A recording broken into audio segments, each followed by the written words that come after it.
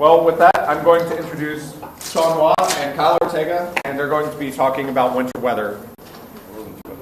I will be sort of talking about winter weather also. I guess it's not winter weather per se. Actually, no, I'm basically mostly going to be talking about hail. You will be. That's fine. It's frozen at least.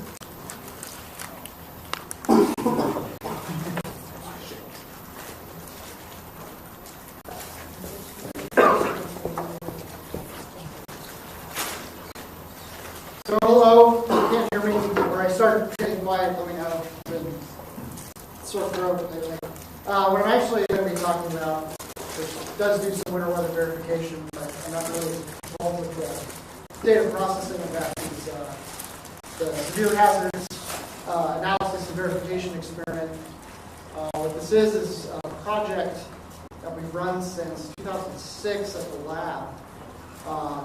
And how it got started was in 2004 and 2005 when I was an undergraduate. I was working on some hail detection verification and comparing all sorts of different methods to storm data was leading to more questions and answers. We were getting ideas that maybe everything was off by plus or minus 1 inch, which is really, really bad. But when we looked at the actual data compared to, let's say a swath of data, and we'd overlay the hail reports on it, it was more, and we started to really question whether the verification data we were using, which was storm data, was actually really worth anything. So in 2006, and I got some bullets on board, a couple of things happened. One, we were able to run our system over the entire U.S., so we produced these nice multiple radar, multiple sensor grids over the entire U.S. And then also Google Earth was released, I think, kind of late 2005. And we could take those data sets and overlay them on Google Earth. Google Earth, when it first came out, was actually really, really useful for it's kind of how Google Maps is now. You can zoom around, zoom in, click on businesses and things like that. And get the phone number and everything. So one day, my boss, Travis, overlaid one of our hail swaths, which is just an estimated hail size swath, and I'll show an example of that here in a second, in Kansas City, and then zoomed in, found McDonald's, actually called McDonald's and got a hail report from them. So we had the idea that, hey, what if we sat down and did this a lot and actually filled in all these gaps that we normally have in between storm data reports. So what was born was SHAVE, which back then was severe hail verification experiment. We ended up calling it severe hazards because we expanded it after 2006 to include wind damage, flash flooding, and then 2 years ago started doing winter weather verification.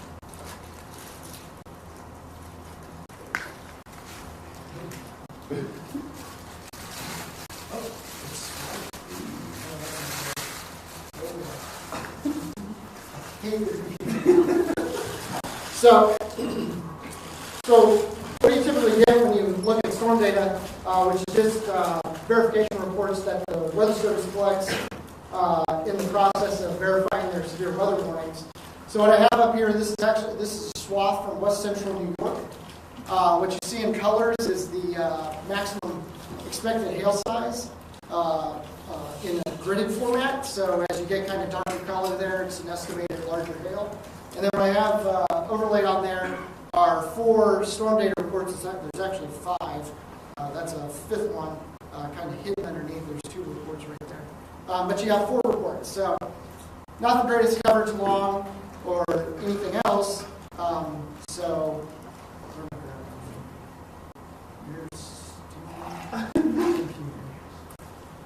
And so now this is what we can get with SHAVE. So you can see a lot more full data set. A lot more full data set. We're collecting non-severe reports along the edges, as you can see. And so going back and forth, you can see you get a lot more coverage, and so we can evaluate the algorithm a lot better. We're going to kind of drive this into the ground here by showing a number of examples. This is another example from South Carolina. One other thing you can get out of storm data, although they discontinued its use, are these swaths. So the idea is you can kind of pick a start and end of where the hail was or wind, and it's also how tornadoes go in. and assign the swath a hail size. Well, the problem with that is, where did golf ball size hail actually fall along that path? Was it at the start? Was it at the end? Was it somewhere in the middle? And then obviously, as you can see from this example, it's not exactly the best swath. It's not even aligned with how the hail actually fell.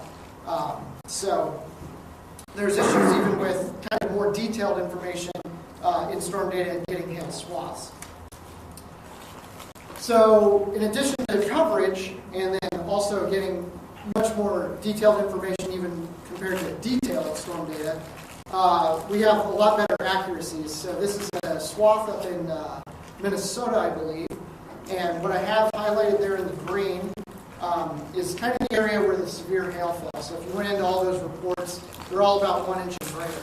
Storm data has one report. It's highlighted by the star. And you can see, I don't know if you can see it, there's a 3-kilometer line right here. So from even where this hail fell, this report's probably about 5-6 kilometers away. And that affects your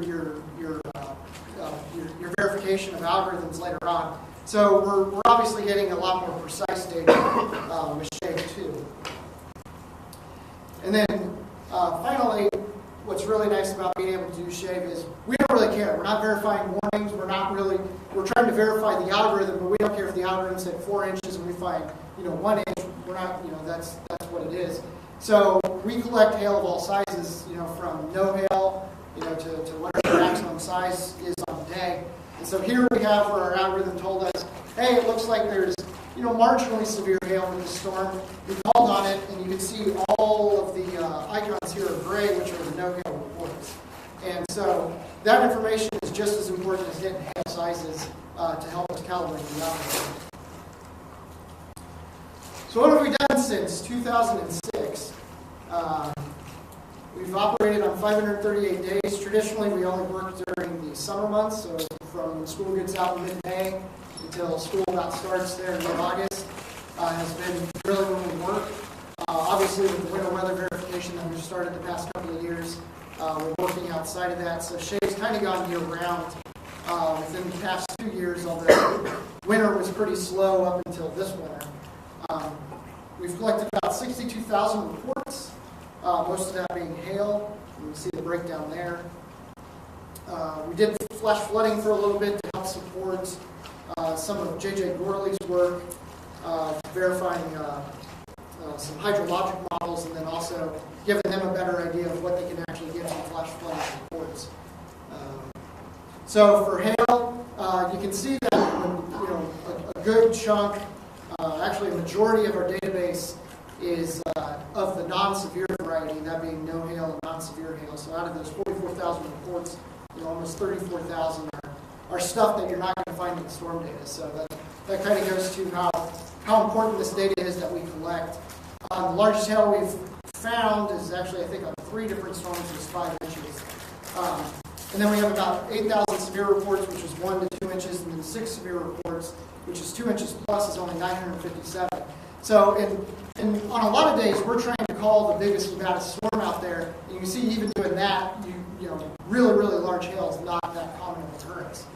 Overall, we've made over 200,000 phone calls. I just did these numbers today, so I'm still kind of letting that roll around inside my head, which is it's kind of insane. And we have, given 62,000 reports, it's about a 30% success rate. Now, that's been kind of dropping over time. How we get the data in is we use a digital phone database, upload it to our server, geocode it with Google, and then overlay it on a Google Map interface. But the issue is, more and more people are moving out of rural areas. So when we look them up, they may not even be there, and a lot of people are dropping their landlines. So I think that's part of why our success rate's dropping. But also, I think some of it goes to how we're actually doing the verification.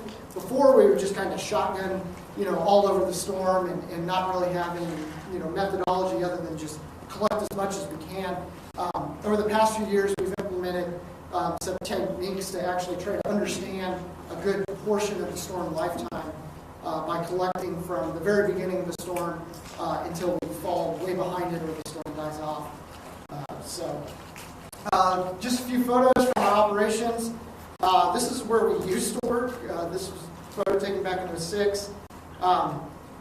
It was a very, very small room, probably not much larger than the front of this room without going past the first row of seats here. We were kind of cramped back there. The machine room for the lab was actually right next to us, so the vents for the air conditioning were blowing really hard into this room. If we closed the vent in our room, it would actually blow all the cold air into the SPC. So there was this constant battle of us and SPC forecasters moving the vent on and off. Now, luckily, when we moved into this building, and actually we were supposed to be in this building all along, but then the building got delayed. When we moved into this building in '06, which was after our operations had ceased, but when we started the project up again in '07, we moved into the development lab, which is right across from the elevators on the second floor. A little bit more spacious, although it has climate control issues too, but these lights are better, heaters than they are lights. And then when you have 7, 8 machines in there turned on, it can get pretty warm. So it's still better than the old situation. You can kind of see in the way back, me and one of our guys, James, and we're literally sitting on top of each other because there just was no room to spread out in that room there. So what do we know about shade data? Well, when you go out to rural areas in the country, you have roads about every 1 mile. So that was kind of our ideal spacing that we did. We're looking for about 1 mile spacing. So what I have shown here, we'll just pay attention to things in the right column. On the x-axis is distance, and it's in kilometers, and it's probably not even visible back there, so don't worry about it. Basically, it increases from left to right, and then it's kind of the percentage of reports on the y-axis. So on the top row, this is looking at every single shade report. We'll consider no hail, all the way up to our 5-inch report. In the middle row, that's where we exclude no hail and really just look at when we were getting hail sizes. And then in the bottom row, we'll just look at where we're getting hail sizes that were around 3/4 of an inch and greater. And that was to kind of investigate areas that maybe the Weather Service would have reports also. So what we found is our spacing is just a little bit bigger than a mile, which, okay, good. And then that maintains itself through even removing all the smaller hail sizes. So when you see that we're not collecting a large number of severe reports or 6 severe reports, it's not because we're focused on small storms or anything like that. It's that it's just most storms are producing small hail. Now, what about size comparisons? Do neighboring reports actually matter? And on a lot of those images up above, you can see most of these are the same color, so they're at least in the same size range. And that's pretty much what we find. That's on the left. In the middle is a 0 hail size difference between the neighboring report, and then it goes off to 2 inches about halfway to the edge of the graph. And for the most part, there's really no difference in the shave sizes. All these little bumps are just kind of the increments. We try to collect hail sizes in about 1/4-inch increments. So what about storm data? Well, we can compare storm data to the closest shave report in space. And what we found is there's a shave report really close to a storm data report, about somewhere between 1/2 kilometer to 1 kilometer away. So we're getting good coverage, and at least there's other data around in the neighborhood. But as you can see in the hail size differences, we're having difference, peaks at 1 and 2 inches. So it goes back to this image that even though there is a storm data report in the neighborhood, it's just not in the right neighborhood. It's offset quite a bit. So now let's look at closest in size, and you can see, okay, well, the storm data report may have a good size. You can see there's no difference even when we're removing smaller hail to the nearest shave report in size. But you can see compared to how it worked in space, you're getting more and more reports matching the reports further away, which goes back to that other graphic to where here's the shave, or here's the storm data report over here, but shave is really getting the hail size that the storm data report had more further away. And just one more comparison. Now let's flip it. Now let's look at all the shave reports and match to the nearest storm data report, and you're seeing the same thing, big size differences. Typically, nearby shave reports are smaller, and then there's not a peak at smaller distances until you start removing more and more of those smaller reports. So what can we do with this high resolution data? With the MRMS grids, they run at 1 kilometer resolution roughly. So you really need about 1 kilometer resolution data to actually verify them. But you can even extend it beyond that. You don't have to do this one-to-one matching. What's really nice about having a swath of the entire storm lifetime, where you can kind of see what the hail fall characteristics really were, is you can relate storm properties in a more physical way back to the hail fall. So instead of how matching is typically done is here's my report, oh, my storm's nearby, let's just take some maximum property and use that. Now instead we can look at the properties of the storm through time and better relate them to the hail fall. So for example, the 3-body scatter spike. And so I guess I'll explain what I do. So I can go in, we can track the storm, and let's say the storm location is marked by this X, and then I can get a storm motion, and I can flare out kind of a search cone down the storm motion, and then I can get an idea of when certain sized hail fell at different times downstream. So let's say you see a 3-body scatter spike. What does that actually mean? And the line to pay attention to probably is this orange line, which is the Heidecke skill score, which kind of gives you an overall idea of how skilled the algorithm is, or algorithm, or whatever you're testing here, in this case, the 3-body scatter. And you can see it just decreases through time. Now, does that mean the 3-body scatter spike isn't really skilled? Not necessarily, because we're doing very, very exact bends here. Here I'm looking exactly, all right, I have a 3-body scatter spike at the X. Okay, in the next 5 minutes, what happens? And then in the next 5-minute bend after that, what happens here? And you can kind of see on this storm, it went forward, it dropped a core of hail up to, I think, about nickel size here. And then you can see there's kind of this lull in the middle, and then it went on again and dropped almost severe hail. Maybe there might be some severe. It was mixed in again there. So the storm's pulsing. So really how we want to evaluate it is just trying to generalize these lead time bends. So instead of saying, okay, in exactly 5 minutes or from 5 to 10 minutes, let's look at, okay, well, in the next 10 minutes, in the next 15 minutes, what did the storm do? And you can see the skill score improve for the 3-body scatter spike when you kind of generalize it that way.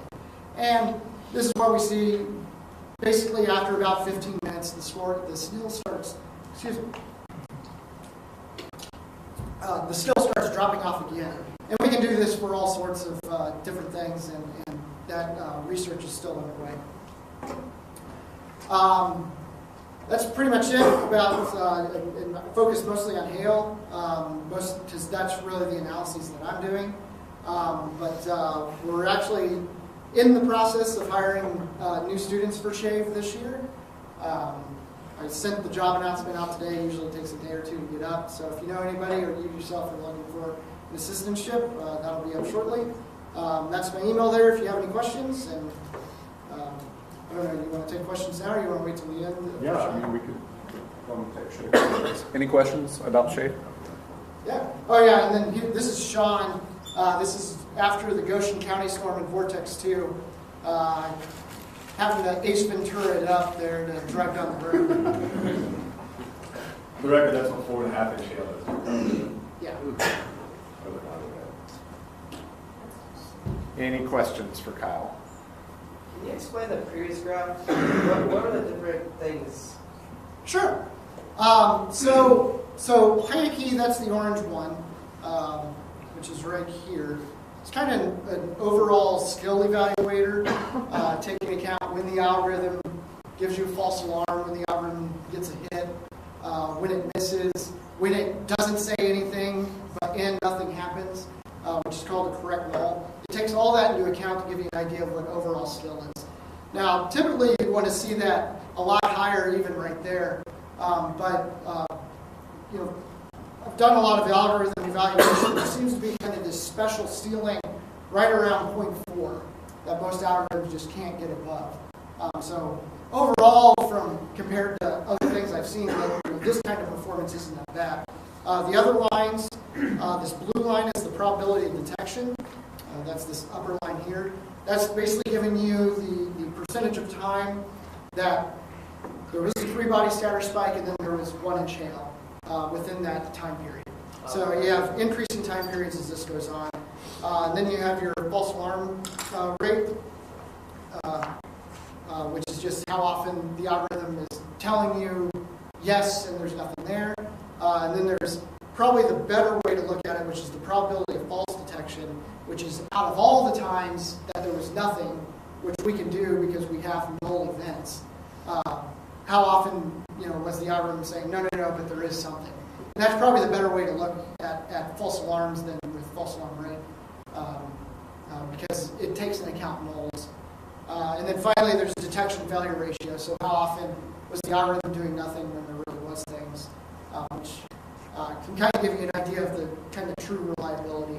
But pretty much POD and FAR are fairly well correlated with the POFD and DFR.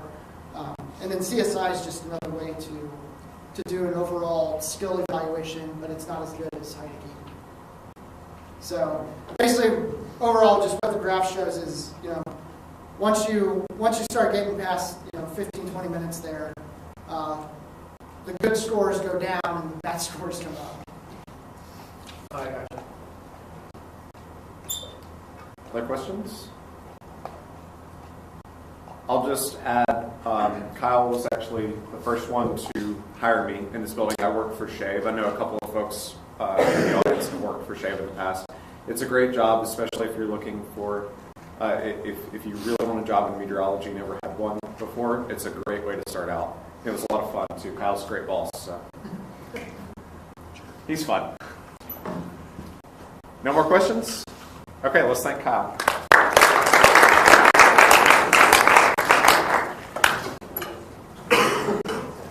Okay.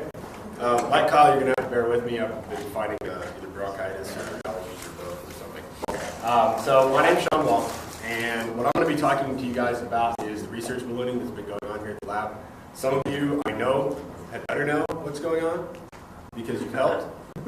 Some people may have heard about this. Some people may have no idea what I'm about to talk to you about. So this is just kind of a general overview of what we're trying to do and why we're doing it and how we're doing it, and then some initial results, which you should all feel lucky for because nobody's ever seen before. So my name's Sean. I have some GoPro video in here, which the GoPro folks would probably be thrilled to see. Kyle's helped me out a lot. This work is partially funded by a lot of different people. The main organization supporting this is my PhD research, for what it's worth, is Don Gorman. There's some other grants and things we've done some other work on up there. So, in essence, what are we trying to do? And you guys have seen radar images before. Everybody's looked at radar images. Everybody's looked at dual pole radar images, and that's nice. But what is a dual pole radar actually trying to tell you? It's trying to tell you what types of particles are out at a distance. And radars are extremely useful because not very many people know exactly what's going on 185 kilometers away from where you're standing. That's what radars can do. The problem is it's a guess. It's an educated guess, but it's still a guess. And the way we make that guess better is observations. And in the past, there's only been 2 ways to do observations. One is the distrometer, the surface distrometer that you see down there on the left. It's actually a 2D video distrometer that uses line scanning cameras to try to tell you how big objects are that are falling through it. And you can count them and size them and do number concentrations and drop size distributions and things like that. That's nice. It's also expensive. It's about $80,000 sitting right there. And it's a point source that is at a minimum about 500 meters below a radar. It's also a point source, and the radar is a volumetric measurement. So you're comparing apples and oranges that are 500 meters apart from each other. That's really not a good way to do verification. It doesn't tell you anything about what's going on in the storm. So to do that, they fly a plane. That's the NOAA P3. We now have the A-10 Warthog, which was just probably bought for God knows how much money. Those are nice, but you can't fly the NOAA P3 through a hail corps. They're not going to let you, and I don't think any pilot would do it anyway, even if you very nicely asked him to. So they have a tendency to fly on the outer edges of storms. They don't like heavy convection. If lightning hits the plane, you're done. They're going to ground it. There have been instances in the past where pilots on research planes have literally with no engines glided the plane to the ground in a supercell because they got hit by lightning and hail and all kinds of fun things and just dead sticked it in, so to speak. Made it to the runway with about 500 feet spare. So it can be a little hairy, which is why they stay on the outer edge. So that makes it really difficult to do verification inside the storm. But who cares? Why do we care? It's perfect. Radars are perfect, right? That's what you hear at conferences. Anybody ever seen a plot like this before? This is a Waugh plot. There's going to be a lot of text here on the side, and I'll basically summarize it. It's the way you can think about it is a time history plot of simulated radar reflectivity. The authors in the studies up there did this using a 1-moment and a 2-moment microphysics scheme. You guys have probably heard of different microphysics packages. Dr. Straka has something that he calls the 10-ice package, which is a 3-moment scheme. Basically, a 1-moment scheme is an oversimplification. It's only predicting one variable of all of the particles that are going on inside that. So it's really, really straightforward, but it makes a lot of assumptions that probably aren't valid. But it's also computationally fast, which is why a lot of people use it. The 2-moment scheme is a little bit more detailed. It predicts a little bit more of the information about that distribution of particles and how it changes in different parts of the storm. But it's harder to run, it's more time-consuming and computationally expensive. So you see people that bounce back and forth between these two, and they really have no good reason why they picked one scheme over the other. But that made a pretty big difference in that simulated rainfall at the surface for a very idealized squall line. And that's just a 1 and a 2-moment. What about the 3-moment schemes that people are using now? I mean, this points to the fact that we need to really understand what's going on microphysically inside these storms before we start guessing in our models, because our models are going to be wrong if this is wrong. All right, so you're cherry picking. That's one example. Give me another example. There's going to be a quiz at the end of this, and we're going to find out who's right. Look at that sounding. I'm not going to tell you when it's from, but you'll find out later. And mentally make a guess as to what type of precipitation you would think was falling. As an example, this line right here is the 0-degree line. This is a winter sounding, so you'll have to think about what you think is going to be falling, or if anything is going to be falling. Maybe it all evaporated in that really dry layer down there at the surface, which was probably wrong. But we'll get to that. So, how are we doing this? We found a different way of doing it. We're doing it with balloons, really big balloons. Anybody watch the Felix Baumgartner space jump? A number of people did. Same balloon, smaller. His balloon weighed 3,000 pounds. Just the balloon did. There's nothing in it. It weighs 3,000 pounds. Ours weighs 6. It's made out of 6 pounds. Yeah. 6,000. They're kind of expensive. They're about $1,000 a piece. They're made out of a polyethylene material, which is nice because when it gets hit by hail or lightning or trees, it just kind of rips. It doesn't explode like a latex party balloon would. And latex balloons are what the Weather Service uses to do their balloon launches. They have a tendency to pretty violently pop.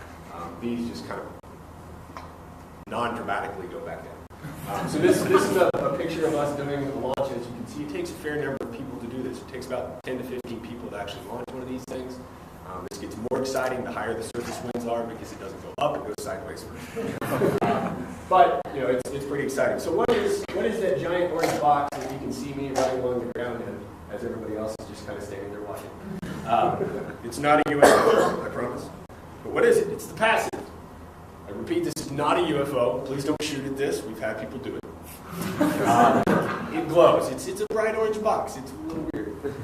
It's made almost entirely out of styrofoam, and this is a balloon-borne flying distrometer. It's not the first of its kind. There are a few others out there, but in my very biased opinion, it's the most advanced.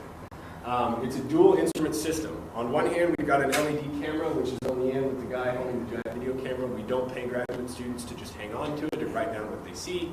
There's a video camera inside that, and we can actually go back and look at the video later and figure out what types of particles that are there. The reason it looks like a UFO is because on the other end, there are 6 high-intensity white LEDs that light up like a sun at night when this thing goes up, and it glows orange. And I am not kidding, gotten UFO reports on it. So, the other instrument, if you can see on the left-hand side up there, there's a metal box that's kind of sitting up there. That is actually a Parsible. Now, if you are familiar at all with the Parsible is about a $5,000 laser distrometer. It weighs about 14 pounds. The FAA won't let you fly something that weighs 14 pounds. If a plane hits it, it needs to be able to chew it up and spit it out the back end without taking the plane down. Never happened, but we don't want to push it. So what I've done is I've taken the Parsible, which this doesn't show up at all. Okay, it's in the lower left-hand corner. And that Parsible, I took all the electronics out and actually condensed it down into a box. It's about 20 inches long and weighs 2 pounds instead of 14. Runs off batteries, and it'll record data for about 8 hours before it runs out of batteries. I literally called the company that made this and told them what they wanted to do, and they laughed at me on the phone and told me it was impossible. Don't ever tell me something's impossible. That's how they get me to do things around here. It's like, you can't do this. So a little bit more information about the passive. It does stand for Particle Size Image and Velocity Probe. We like acronyms. I made one up. It's a dual instrument system. It weighs 6 pounds. I'm literally writing my PhD on styrofoam tape and glue because that's what's holding about 90% of the instrument together. All of our weight is basically taken up by the laser disruptor, the video camera, and the batteries that run the LED lights. We don't have a lot of room to spare as far as weight goes, so everything else has to be made with styrofoam. There are a few others out there for the citations that you can see, but basically what we get out of this, or we get effective radius of the particles that we sample. We can get concentrations, how big they are in their major and minor axis, eccentricity, how much of a sphere is it versus is it really a blade. There's a lot of interesting things we can get. We can also compare that with the thermodynamic profile of the sounding that we're taking. So what exactly are we looking for with this? The first goal is obviously storm microphysics. We want to know what's there, how much of it is there, does that change in different parts of the storm, is it different in different storms? Storm electrification is a big study. There's a lot of research being done on lightning. There's been presentations here recently about lightning, on lightning physics. But one of the things we don't understand is how the electric field gets there in the first place. So we want to know what types of particles there are in which charge regions and how that varies from storm to storm and if there are any correlations between those, and I'll present some here in a little bit. And then radar verification. What types of particles are there? Does the bright band structure actually represent what's really going on? Maybe it does, maybe it doesn't. Rain rate relations, ZR relations, there's like about 400 ZR relations, and people just kind of randomly pick one that they think works. Those have gotten better over time, but with something like this, we can actually nail it down and get a little bit closer of a shot to what's going on. Real-time decision making, all kinds of stuff. We've done this in a variety of conditions. We did a lot of supercell work back in DC3, which was in 2012. That got really exciting. Lightning, hail, wind, all kinds of fun stuff. Air mass thunderstorms. We just recently went out to Florida. We're actually going back this summer. I nearly put one of these instruments in the ocean, which is kind of a problem because if I don't get it back, I don't get any data. We do not telemeter any of the data. It's too expensive to telemeter, and it would also probably get struck by lightning more often if we tried that. So all of the data is recorded locally on an SD card. There are 2 satellite GPS trackers in this thing, and I'm usually the first person to find it. Trees are a problem. There's a lot of those around here. They get stuck in really easy. I won't go into what hashtag timber means. Winter precipitation is something that started recently. That's been going on for the last 2 years, and it's gotten a lot of momentum. There's a lot of people that are interested in it because we've seen some pretty interesting things that nobody else has seen. So that's probably going to continue. That's a local funding from NSSL here in the building. So what does a balloon launch look like? Let's see if this will actually play. Yeah! This is a GoPro video. I finally got the idea that I had a GoPro, and I was like, I'm going to stick this thing on the outside of the balloon train and see what happens. So we launched this into a winter storm back on November 24th last year, and I'll speed this up a little bit.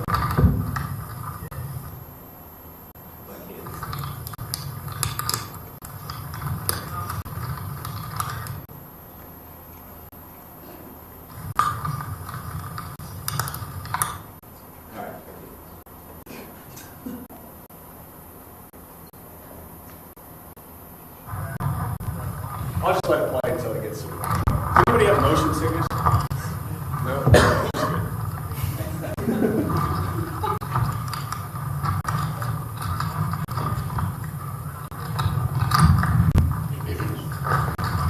So what we did was we would actually fill our giant balloon, which is about 30 feet at the ground. It does expand a little bit as it goes up, but it's a large balloon. We actually filled this inside the vehicle bay here at the weather center, and then attached all the instruments and walked outside. And as you can see, it's sleeting on the ground right now. That'll become important.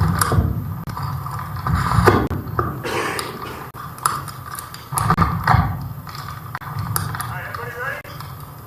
That's 3. 1, 2, 3. Hope you don't get dizzy.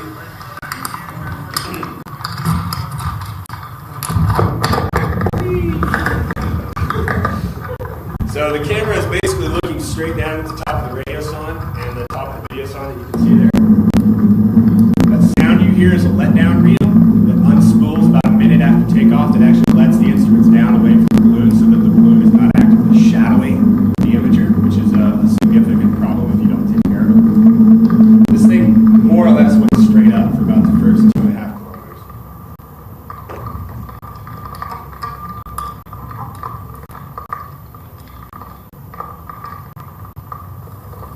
and then we're kind of going into clouds. And as you can see, clouds are pretty boring. The rest of the flight ends up just kind of looking like this, where it's just gray and you can't really see what's going on. Until we came out the top of this one. This flight, I think, went up to, man, maybe 18 kilometers, I think, is how high this thing went. It got up there, which is pretty exciting that that little instrument can go up that high. So now we're at the top, and there's sunlight filtering off things. And the pressure and the temperature down there in the lower left-hand corner, so you can see it's like negative 53 degrees Celsius outside at 250 millibars. Turned out, GoPros don't like cold temperatures very well. The battery died. The camera is rated to well below this, but the battery life just doesn't last at that cold temperature. We ended up finding a minimum temperature of about negative 90 degrees Fahrenheit, so it got way up there. So what does the camera see during all of this? And this is the camera on the inside of the image. This is actual footage. This is what it looks like. That's snow. This is really small ice crystals, and this frame is playing at about 24 frames a second. So what we would have to do is we would have to go in each one of these frames and identify each particle, size it, figure out what type of particle it is. I don't want to do that all by hand. That's a lot of counting. We've had instances on the imager where in about a 10-second period we've seen over 4,000 particles in a 10-second period in a box this big. That's a lot. A lot of particles. This is a little bit later on. This is about minus 18 degrees C, and one of the stars.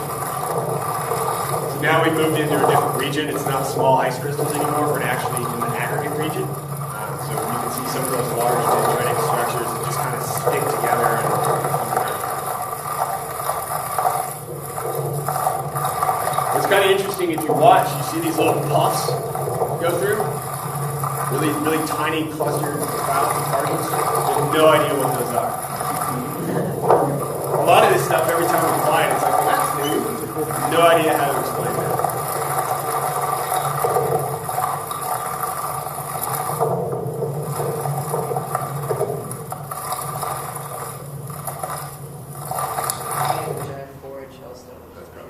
I have not seen a hailstone go through it. It's a relatively small opening. The opening is only about this big that it goes through.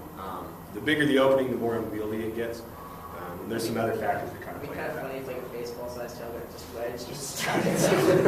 I'll get to that later. So obviously, I'm not going to calculate all this stuff by hand because I would be here forever, and I do want to graduate at some point.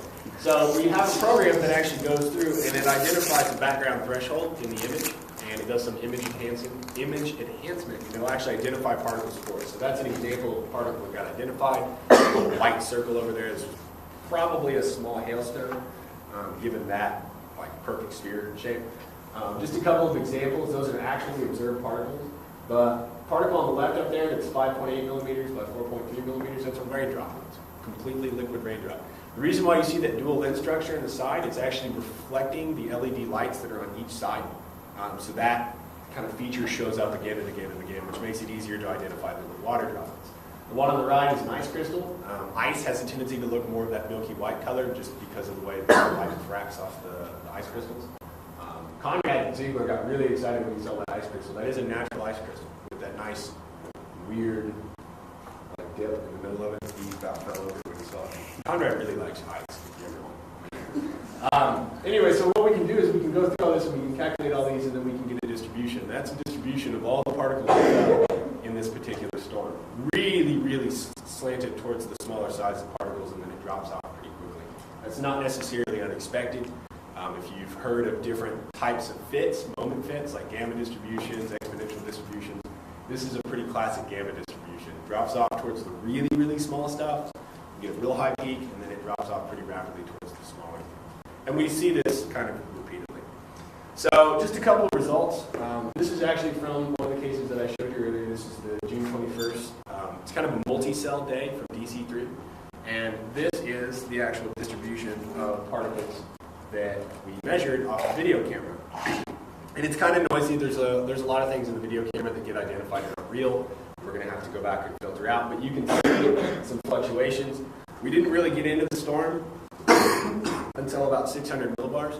So most of what's below that are just kind of random raindrops thrown out there. But then we see a pretty big explosion of mostly ice crystals at that point that drops off, and there's this kind of dead band in between the two areas there, and then it just ramps back up, and we see massive concentrations of particles in between about the 2 to 4 millimeter diameter range, and then there's some really big ones out there towards 10 millimeters that are pretty large aggregates, and those are big particles.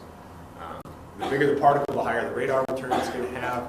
If it's got water on it, it's going to even have an even higher radar return. There's a lot of interesting things that we can do with that. The other interesting thing that we can do is we also measure the electric field while this is going on. This is actually a charge layer analysis. So what you see here are alternating charge layers between negative and positive charge. And what we can do is we can take those two and overlay them. And now we can begin to see, that's kind of interesting because in this big negative layer, not the lower one, because the melt doesn't work, but the one that's up there between about 400 and 300 millibars, you see a pretty noticeable increase in the particles between that 2 and 4 millimeter diameter range that drops off when you go into some of the other particles. So that would seem to suggest that there's something going on with those particular sizes of particles. And we can go back and we can look at the camera data and tell what type of particles they are. Are they aggregates? Are they ice crystals? Are they other particles? What is it? We've never been able to see this before. Nobody's ever done this before. So this is pretty exciting stuff when we saw this. Obviously, you can't make a comparison on one set of data. So let's look at another one. This is May 29th. If any of you remember this, there was a small tornado, I believe, reported in Kingfisher, Oklahoma on this day. It also dropped 6-inch hail, which our imager found. That's the location of the balloon at the analysis time that I'm going to show you here in a second. Kind of went up and skirted the edge of the storm and then actually went out into the Anvil region. Mostly small grapple stones out there is what we saw. And you can see a couple of examples of some that are out there. This is what the distribution looked like. And you can see that there's a pretty decent peak there between about 1 and 2 millimeter diameter range. We can actually fit an equation to that. You can assume a gamma distribution and fit some parameters to it. And it turns out pretty well. We were pretty happy with this. And you can do this on multiple occasions and start comparing how those fits change between different parts. But what if we do the same thing? What if we overlay the charge layer distribution and the particles? We actually see the exact opposite of the behavior that we saw in the multi-cell case. So there's definitely some interesting things going on. I doubt it's random, that it just happened to be one way at one time and it happened to be another way the other time. They are very different storms. One was a pretty complex multi-cell storm, whereas this one was a pretty strong supercell.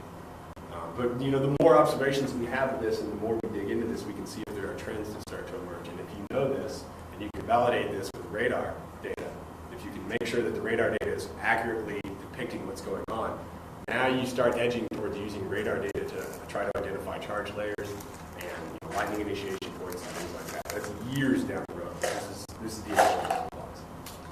So what about some winter ballooning? This is the case that I was asking about earlier. That is the sounding, which you can see went basically right to 0 degrees, stopped, hung out there for a little while for about 100 millibars, and then went really far the other way. This thing went up to, I think maybe 30 millibars, I think is as high as we got on this thing. It went up there a ways. We've been pretty regularly getting into the stratosphere with these balloons. The data that you see there on the right is the partial data. That really big spike, that's the melting layer. Which is kind of an interesting observation because one of the things that people have been looking at is wanting to know what's actually going on in the melting layer. And what you see, if you look at that distribution, what that means is there are small ice crystals above the melting layer that are falling into that. You start having mixing of water and ice crystals, which has a tendency to stick things together better. So you start getting these larger clumps of particles in the melting layer that then disappear immediately below the melting layer, which is kind of neat. That you're generating extremely large particles, 6, 7, 8, maybe even out to 9 millimeter diameter particles that just disappear as soon as you get them. Things break up, melting takes over, raindrops can't survive that high, they tend to break into smaller ones. There's dry layers below there that evaporate a lot of the smaller stuff. There's a lot going on, but we can see this through data that nobody else has been able to see before. What did the imagery look like? A little bit different. This is the same color scale. There's a lot brighter colors in this. The reason why is the camera is actually sampling some of those particles multiple times because it's such a big box and there's a lot of weird eddy circulations that go on inside and we're sampling some of those. But the trends are the same. And what the trends show us is the same thing. You see the large spike in the melting layer. You can see some smaller changes, some smaller fluctuations. It's a winter storm. There's not a whole lot of electrical activity going on. But it's pretty interesting to see how heavily dominated by what sizes of particles it is, and it's all really small particles. So what was interesting about this case? Well, what's interesting is the fact that sleet was falling. And if you remember that sounding, it never actually got above freezing according to the sounding. How do you get sleet when it's not above freezing to melt ice? You have to have liquid water somewhere in order to get sleet to refreeze lower to the ground. Why did the sounding not show it?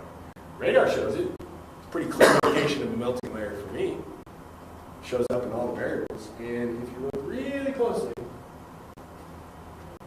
straight above my finger here, there's kind of three particles. There's two bright ones, and then there's this really faint one with that dual lens structure. That's a liquid water droplet.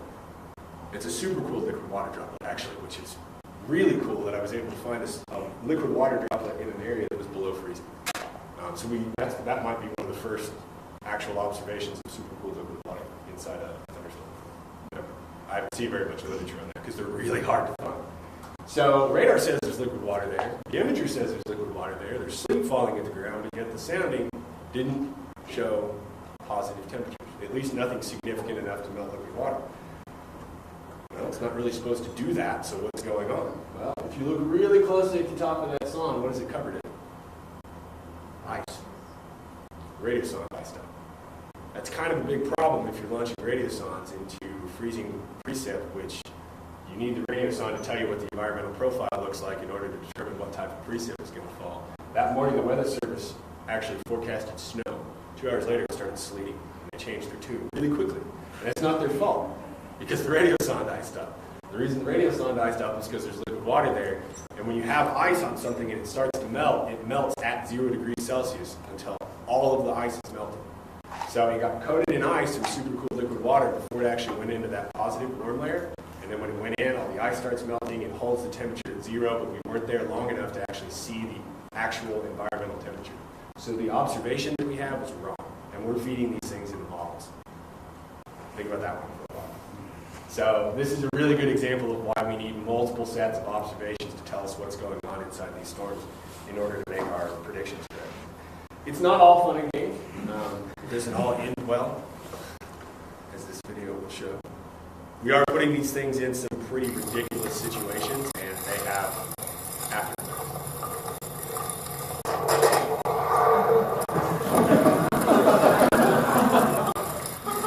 This is a lightning strike that blew a hole inside the image. What's entertaining about this is that the camera was about 2.5 feet away from this lightning strike and survived.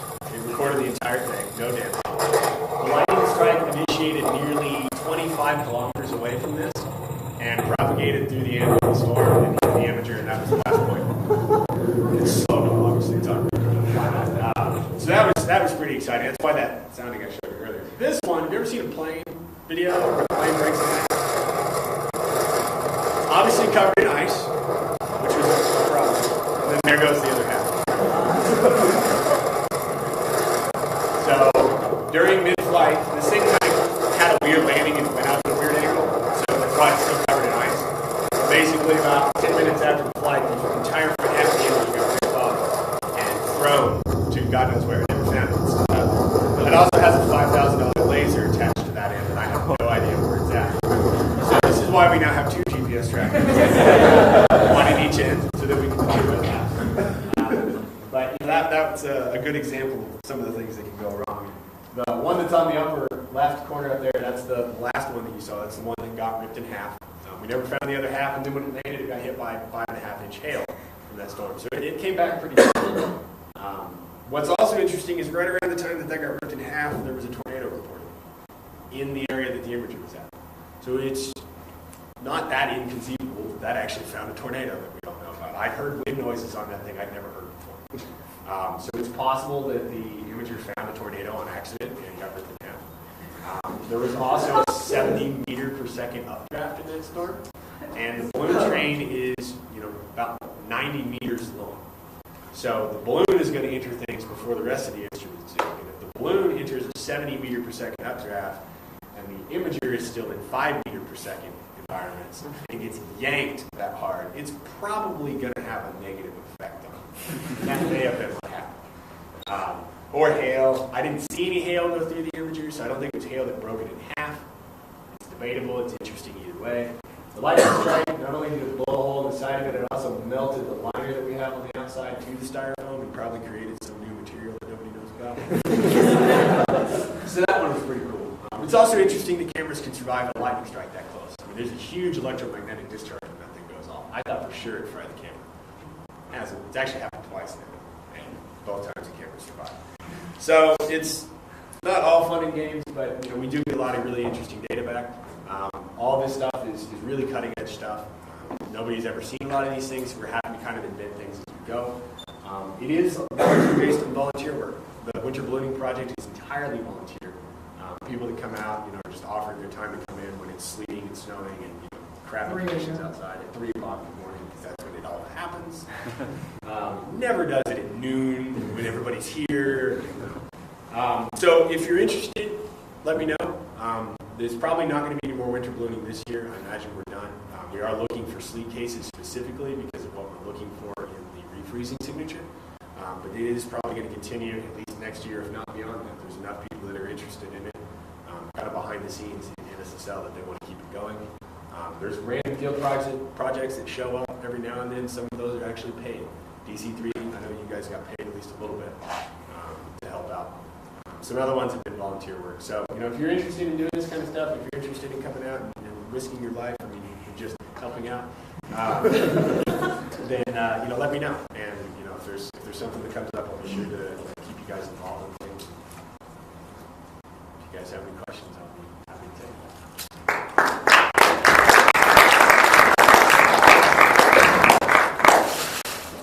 Questions?